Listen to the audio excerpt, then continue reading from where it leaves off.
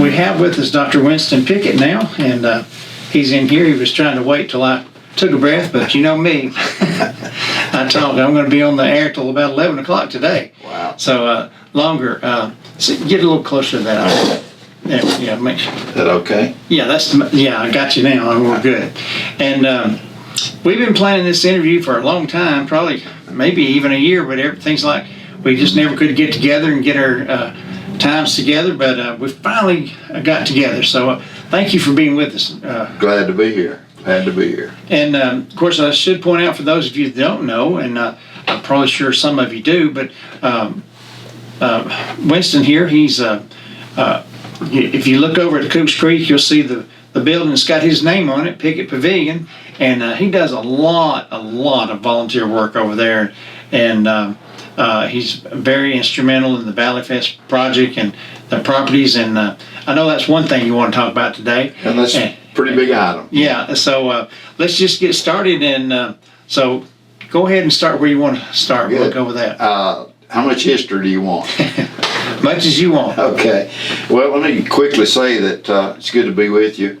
I started my educational program about the 4th grade in old Liberty School in Cartwright community, close to where our family farm is, and made it through that. Didn't know about high school, made it through Sequatchie County High School.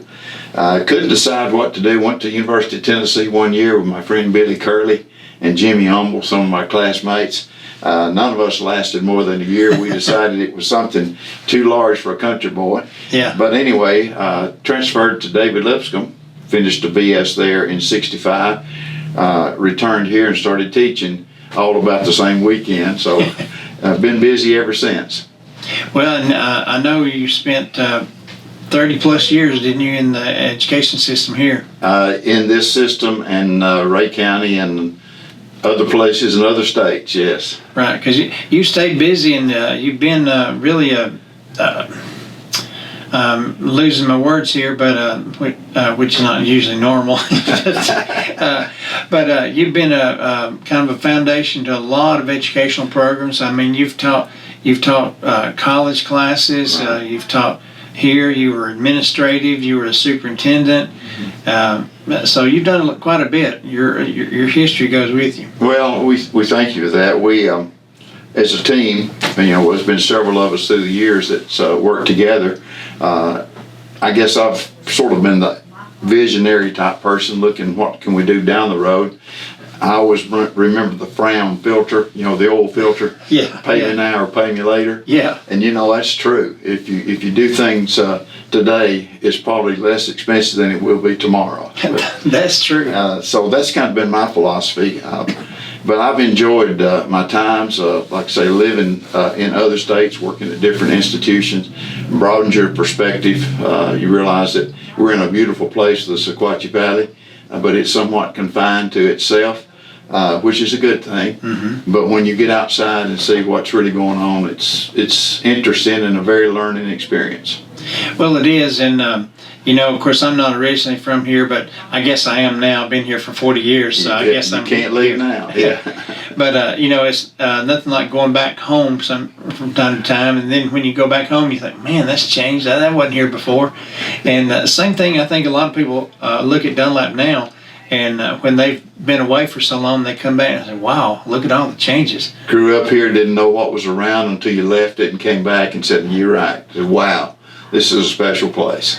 Well, I remember the Boys when they had their one red light in the middle of town, and mm-hmm. I remember that one red light in the middle of town.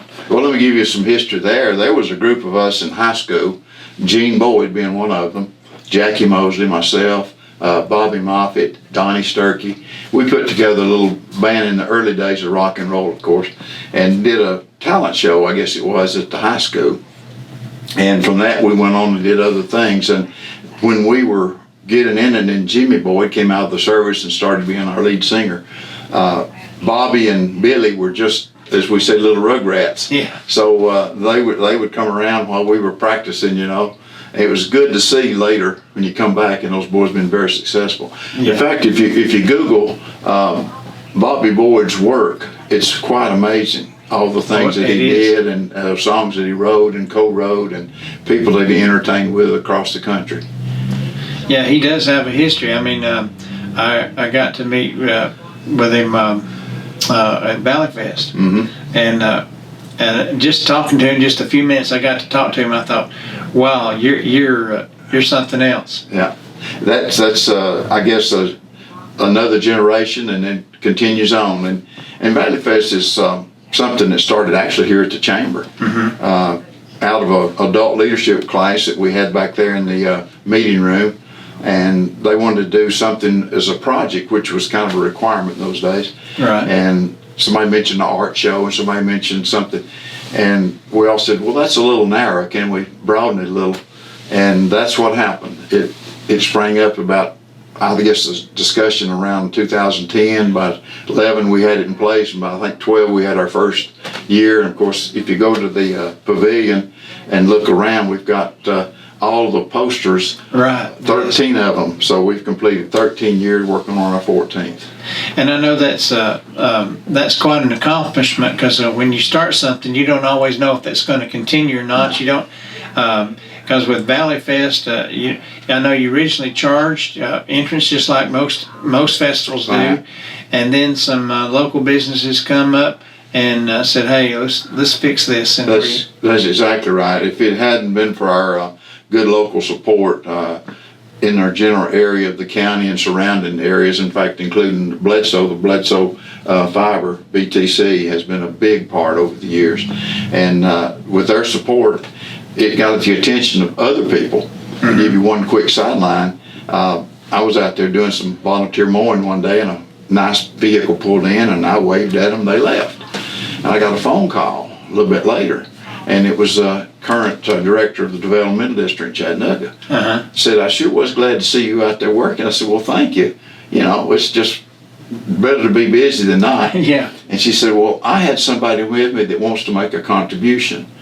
And they liked what they saw. And I told them that 80-year-old man out there on the tractor was, kind of tongue-in-cheek. And he said, we're going to do something for them. And about a month later, we received a check for $400,000. Wow! To support. Well, that's how we were able to finish up the pavilion, build the stage, start working on the walking track, pay off all the indebtedness with the help of the county. The city and county has been so good to help develop this project. Water, electric, lights, etc. And we have more to come. Right, because I remember when it first started, and it was all over here in the Citizens Tri-County Bank parking lot. Right. And you had to add the electric co-op had to add all those little sockets for people to plug into to have their thing, and then and that was it was nice because it was all right here together. Yeah. But now it's grown so much, so many vendors and repeat people that come back every year. Well, some of us were standing with some of our friends at Chattanooga that was running the Riverbend program at the time, which in those days was about a 2-week program. Yeah. They've since cut it back quite a bit, and I understand that with the cost and all. But one of the guys that was actually from Crossville originally that would travel through here, he said, you've got a great location. And we were standing out there, and he said, who owns this field? And I said, well, it's privately held. He said, well, you're going to outgrow your 2 city blocks here pretty soon. And I said, well, we hadn't thought that much, but we'll start thinking about it. Anyway, that's how we ended up with the property, which was 17 acres, which has grown with the addition of the house on the end, which has been refurbished for a caretaker, the cleaning up and the covering of the bridge, which is part of that money that we got helped do that, the trestle we call it. Then we've added about 8 more acres that's borders the creek all the way over to Maple Street. Yeah. And that's now under planning for additional walking trails. We currently have about a half a mile of walking trail, which is about to be paved. We have the money and don't have in hand, have it promised, and it's on the way, let's put it that way. And as soon as we do, the county highway has been good to help us. Then we will start blazing out another additional approximately half a mile. So we'll end up with about a mile. And we're connecting everything to the city. Yes. So that, you know, it's one continuous flowing project. Right, and I know we talked probably a year ago about some other things that you'd like to have done, some other projects and other buildings and things that you're working on, but that's in the works. Like you say, you get promised money, but it's not like they're going to write you a check tomorrow. Not particularly when it's bad enough at the state level, but it's really at the federal. And this was a developmental grant that we got through the government, and it's approximately $700,000. So it pays to be patient. Yeah. But it's approved, and we're ready. We're staging everything, and as soon as we get the okay to cut the first check, then we'll be off and running. And I would be willing to say that, well, usually they like to see their money being used in a good way, and I'd probably be willing to say we've probably had the state and other people here we didn't know about it, and they just come to see, and you know, in camouflage basically. Just yes, we had a visitor. It's been a few months ago that was here at the chamber, and some of us were introduced, and she said, "I hear something about your project," and I said, "Do you have a moment? I'll take you." And we took a ride, and she's from TVA. And she immediately said, "Oh, this is exactly what we're all about. So we will be glad to help you." So we haven't called on them for much yet, but they do help with the festival each year. But larger projects, and they're big into the health issue, and and we are too. Well, and like I said, that the property we just required by the river or the Coops Creek there, you know, and that's going to be nice once that all gets cleaned out and things, and I'm excited about it. I think it's going to be great because we can do other things as well now that we have more property, and also we talk a lot about Valley Fest, but it's used throughout the year. People use it, and I know this coming weekend the rescue squad's using it for their little Christmas fundraiser. Right. Miss Marlene Basham, who does a lot of our scheduling as part of our board, and so is Mr. Reed. You mentioned earlier about Reed business, but anyway, as a team, we keep it pretty busy, and Marlene says we're booked up every weekend through the first of the coming year. So, wow. And we don't charge. We have a charge if you're there to make money, but if you're there for a family event or a community event, there is no charge. Donations are accepted. And sometimes we get some pretty nice donations. I think probably we get better donations than we would if we tried to charge. Yeah. A lot of times that's the case. Yeah. And people need to, like I say, it was a privately owned property, and it was just sitting there. Just sitting there. You know, and some of them was paying taxes on it, and it was just there. And now it's city and county owned, and you know, the city's done great with Harris Park and all the things it does. Job, yeah. And now with this property, primarily it's just one big field, but we've got. I know y'all have things planned and going to be looking at other things to do as well. You know, we've had the disc golf for quite a while, and we get quite a bit of play, and we've had tournaments there over the weekend. The next thing that's coming in our plan, part of the money we're talking about, is that we're going to build 6 pickleball courts, which is a big thing right now, down on the, I guess you'd say the south corner. They're close to Wagner Lane as it goes down. We've already got a lot of parking spaces there for our vendors and all. We think that's a natural place to put those. And they tell me if you build at least 6, you won't only get a lot of play, you'll get a lot of tournament action, which brings money into the community. Right, and then and I've noticed over the years since we've been over here that when I go around, I see some of the same vendors that have come back and they keep coming back. Well, there's a reason for that. You know, when you get 10, 12,000 people coming to hear a music event, and I know the numbers have been that. Yes, we probably, some of our better Saturday night events, we've had several thousand actually. The one time we were still on the pavement area, I have a picture in my camera, and I look at it every so often, and people were sitting all the way from Pine Street, or Cherry Street, down past Pine, to where the stage was sitting at that time before we had permanent facilities. So there was quite a few the Marshall Tucker Band brought in a huge crowd. Yeah, it did. And that's kind of the way you gauge it. But we get the acts that we can afford. Well, you bring up a good point, because I know a lot of people say, well, why don't you get so-and-so? Why don't you get so-and-so? Well, would you like to donate $250,000? There you go. That's exactly what it would take. Yeah. Because those bigger acts, they require a lot of money. And they're booked, and you have to book them in a year or two in advance. Right. Yeah. So, and with the money we have, and I think this year's budget's only $40,000, I think. But we get some good bands. I've always liked the bands, because that's when I grew up. A lot of those bands were when I grew up. Right. And so I remember listening to them, and I enjoy them, because I'm thinking, well, I didn't get to go to a concert, but I can go right here and be with them now. This is true. Now, and the other thing that we like is our local talent. And we've had a lot of good local talent from the surrounding areas, Grundy County, Van Buren County, Bledsoe, our home county, Marion, Hamilton. We've at least touched all of those with just people that come here to perform. And we like that, Well, and I've noticed that with the local people, all of them seem to have a following, and of course it's different numbers. They may not be the most well-known in the state, but they've got a following because they do a lot of concerts in the area. Right. So people get to know them and like them. That's exactly right. And, we've had some folks that have been on American Idol, 2 or 3 different individuals.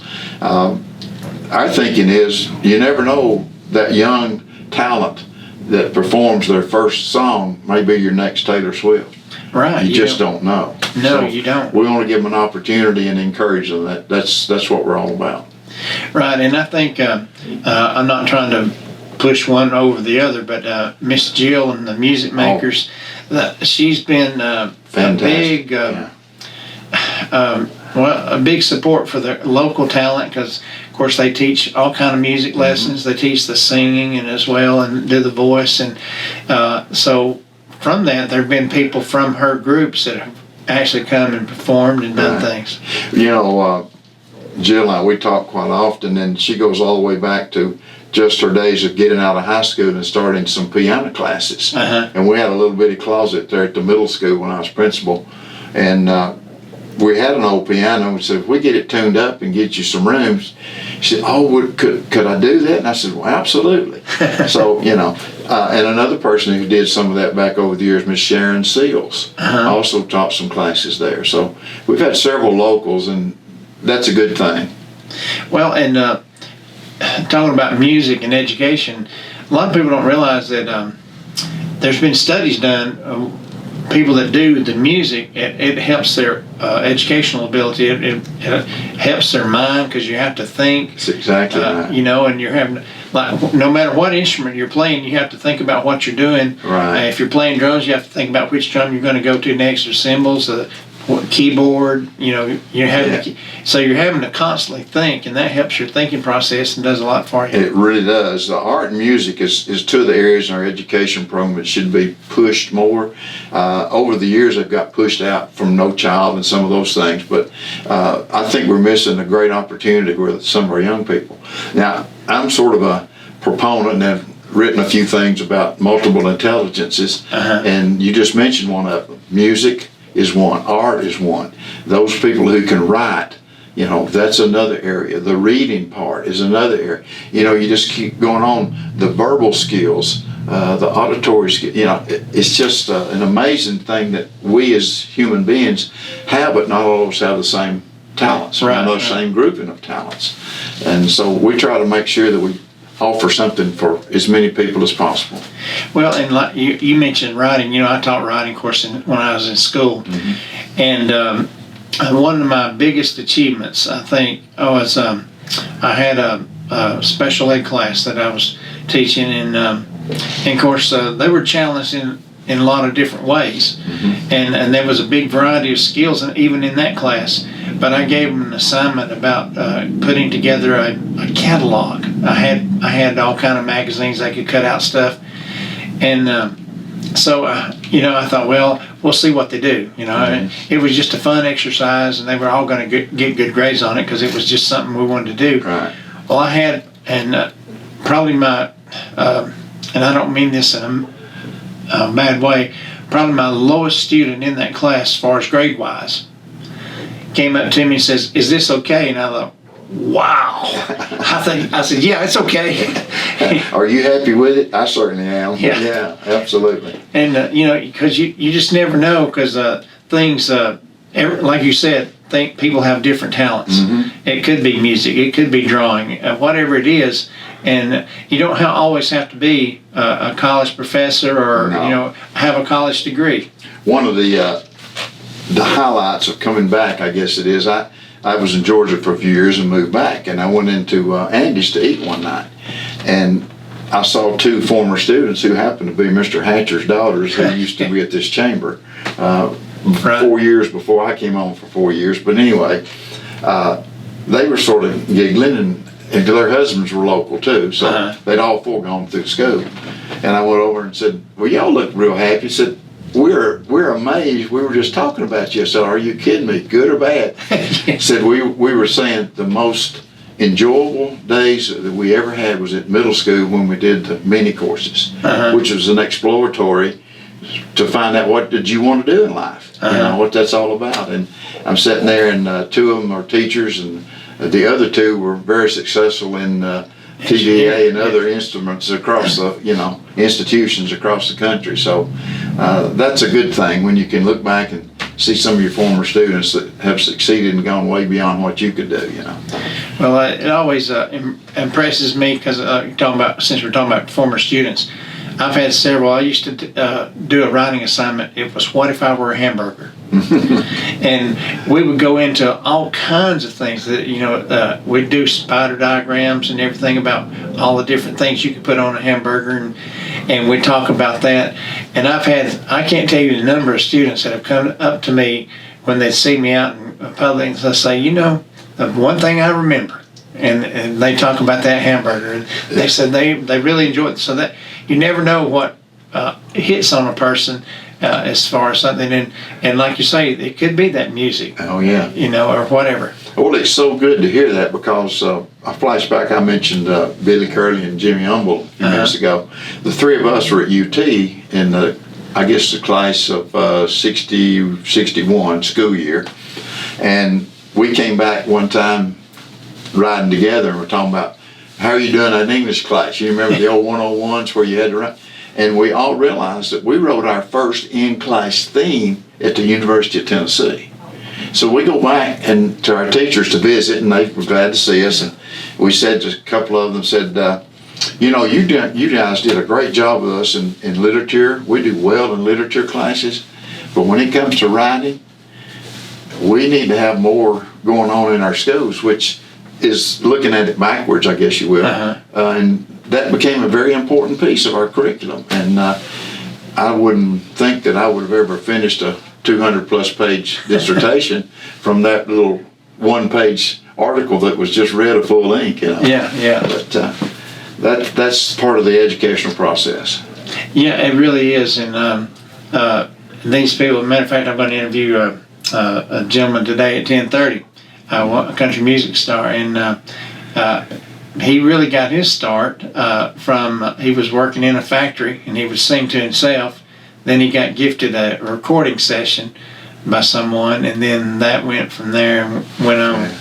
Well, that's great. We'll be sure and get his contact information so we can see if we can bring him to Valley Fest as a performer. Well, we've got it. And you mentioned about being a chamber director. You were for 4 years here, and I'm here every day, Monday through Friday, here in my little, I call it my closet. It's my little studio. Yeah. This used to be our storage room.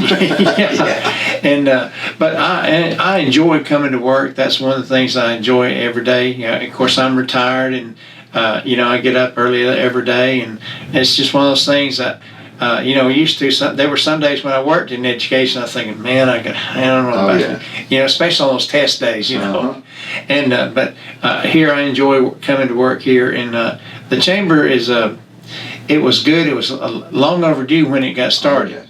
It was needed many years ago, but the chamber, as you could probably tell us, it reaches out to people. Oh, it sure does, and the people that put together the original charter. I actually opened the office before Mr. Hatcher was ever retired and came on board. So they were here for several months, just with the doors open and entertaining people that were interested. And he got the job and stayed with it till he decided to retire. And he and I talked, and he said, "Why don't you apply?" And Mr. Reed said the same thing. I said, "I'm trying to be retired, you know." Yeah. But you know, back in those days, there was a flat fee, and that's a good thing. At least there was some compensation. Uh-huh. But that minimum hour that they said you should be here turns into be more than a 40-hour work week, you know. Yeah. You just can't get away from it. And I did that for 4 years and said it's time to do other things. So we're in our fourth director, I guess, now. Yeah. So Mr. Hatcher, myself, and Miss Basham, and now Miss Janice. So that's been a lot of history. And there's a lot of people don't realize there's a lot of behind the scenes work that goes on. And people come in, and I've seen Miss Janice, she gets interrupted quite a bit, you know, and I'm sure that happens. But I've seen her, I'd pass by in the evenings and see her car out there, and I think, man, you need to go home, it's late. And, you know, and a couple of times I've actually called her and said, "Hey, are you all right?" Making sure she was okay, but she goes, "Yeah, I've got to get this done." You know, traditionally we had all of our board meetings at night, and that made sense to some, but for some it was time for rest, you know. Yeah. So we said, let's try some at least one a year lunch activities, and that worked out pretty good. I'm not sure how their meetings go now, but that worked out pretty good. And we'd bring in speakers from different places, and of course I was very fortunate that I had a pretty good connection from Tennessee Tech and UT Chattanooga, etc. If we needed somebody coming into town, we could piggyback them to come speak to our group, usually at no charge. And that's what you have to do. You got to have that network. Right. Because I know right now one of their bigger things is tourism. You know, trying to get the tourism squared away. And I know a lot of people have questions. So why do we need tourism? We don't need any more about, you know. Well, you need tourism because they come in and they spend their money and then they go home. Yeah. Well, it's one of the biggest advantages that we have with the scenic area, particularly this time of year. Because you're right, people they do bring. Anytime you can bring individuals in, it not only enhances the whole area, but guess how many of them decide, I think I'll just move there. Yeah, and that has happened quite a bit. Yeah. And it's still happening. You know, we've got a big subdivision going up on Lewis Chapel, and some other places going around. And Brush Creek area back over there. And so, I mean, it's a good thing. We'll just need it controlled. Get out of hand. But you know, because then you're talking about tax dollars that can help, and then when you talk about tax dollars, that the more tax dollars you have, then you don't have to go up on taxes as much. Yeah. Well, there's a group of us through the county executive's office that does a strategic plan. And one of the main items that comes up every time that we meet is, what are we going to do about our traffic issue? Yeah. Because the more growth you get, you know, and we're sort of bottlenecked with 127 coming through the middle of town. That's a good thing.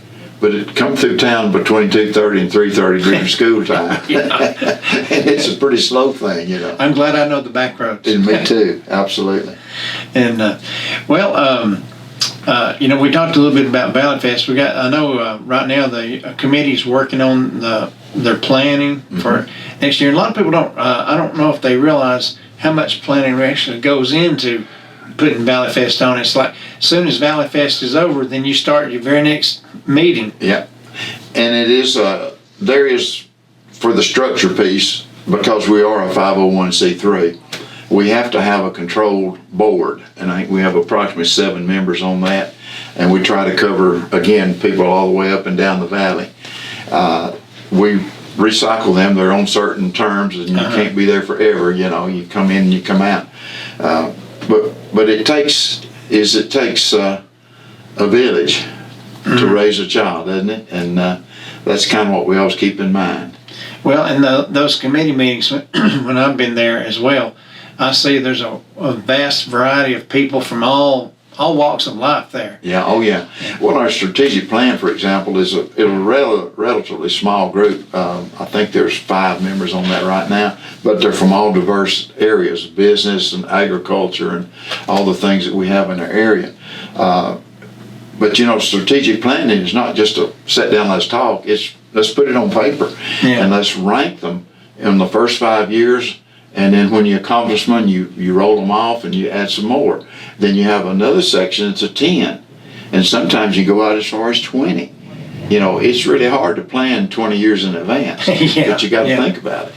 Well, you do because, like you said, you weren't thinking about it when you had the parking lot here. These 2 parking lots, you weren't thinking about, making it. And if it got to where it is now, if we had that right here, we'd have to block the highway. Yeah. That would be a problem.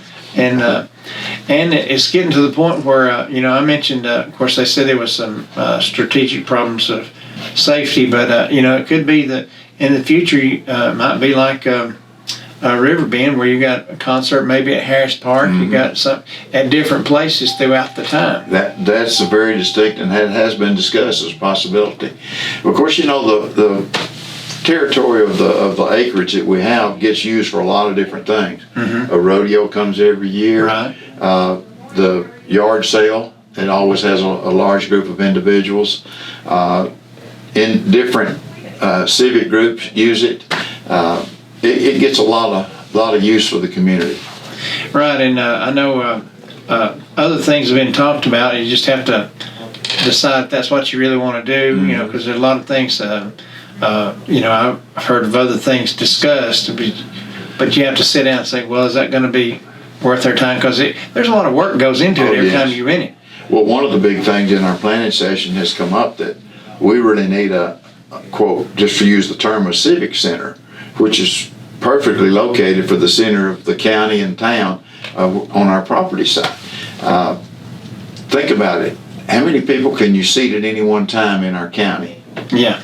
750 is the last I counted in the auditorium at the high school. Yeah. The gym will seat, maybe 1,200? Yeah.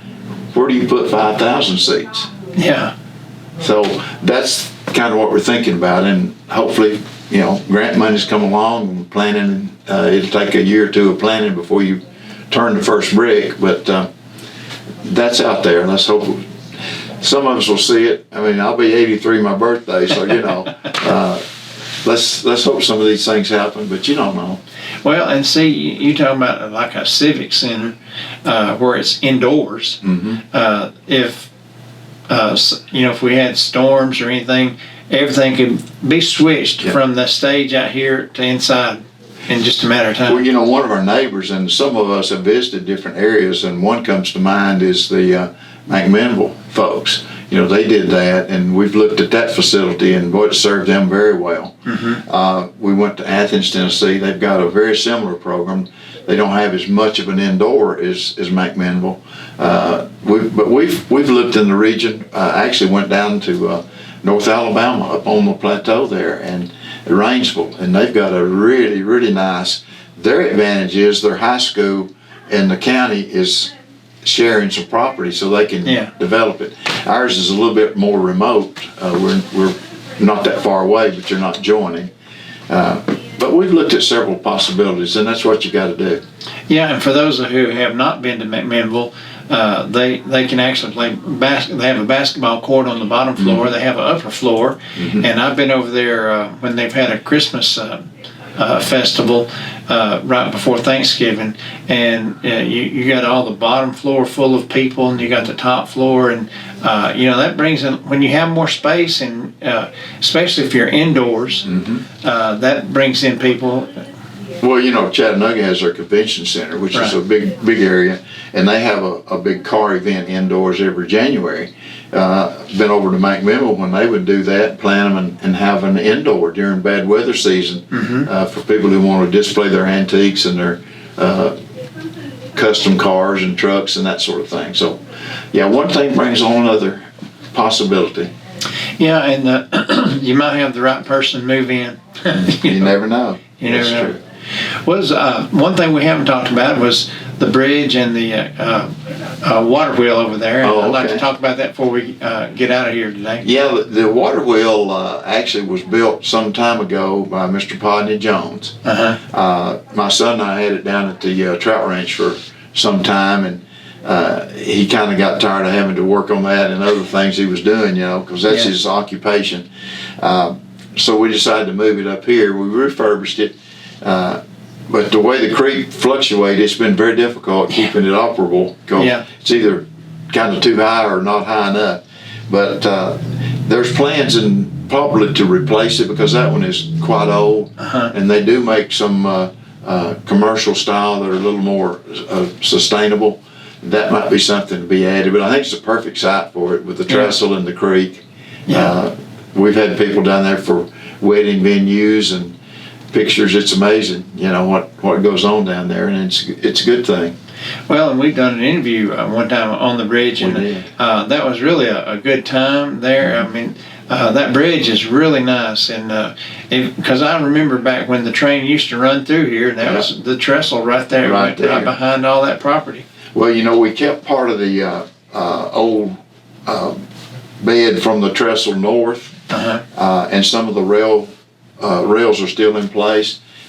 We hope to place a vintage car of some sort. I would like to say locomotive, but they're kind of hard to find. It might be a caboose, it might be a flatbed. We don't know, but we're going to get a donation there. We've got plans for that. We also have plans in that same area to build a model of the original depot, Oh, that'd be nice. and that's in our planning issue too. So we just gradually improve it as funds are available.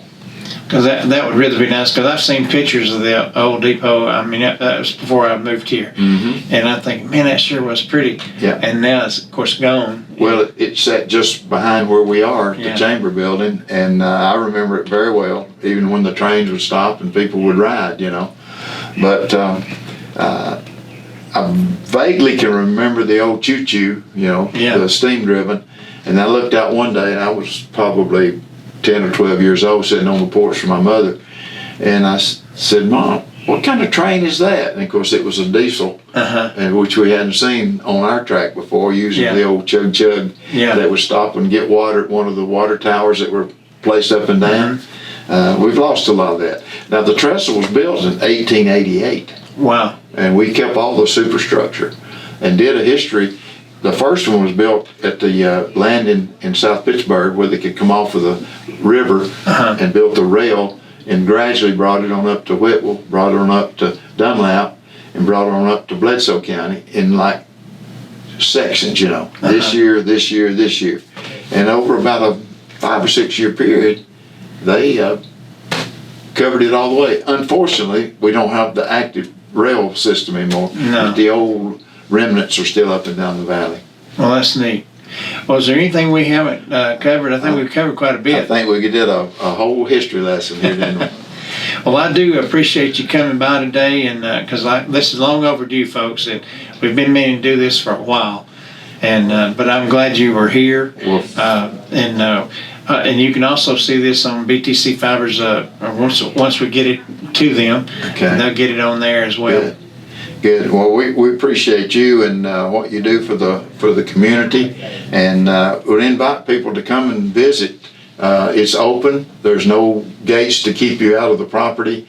We do have one chain across the entrance on the Elm Street side, because we haven't finished working there yet. But open area, you come in, park, you can walk, bring your dog, whatever you'd like to do. It's available for the public.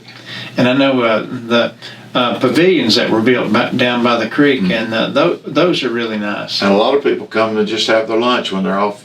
You go down there and wave at them, and they'll have their lunch and they'll go. But it's a nice, peaceful place. I've had some interviews down there, and so it's a good thing. Yeah. So the really Coops Creek area, it's really great for the whole community, because anybody can use it. It's there, and I mean, what a great place. Yeah. Well, we're proud of it, and hope that others will be as well. Well, good. Well, again, thank you for being with us today, Winston. I appreciate you very, very much. Thank you, Glenn. Hey everybody, this is Glenn Edison from Valley Views. We appreciate you watching our shows, and we would like for you to like, share, and follow us on Facebook, as well as like and subscribe to our YouTube page.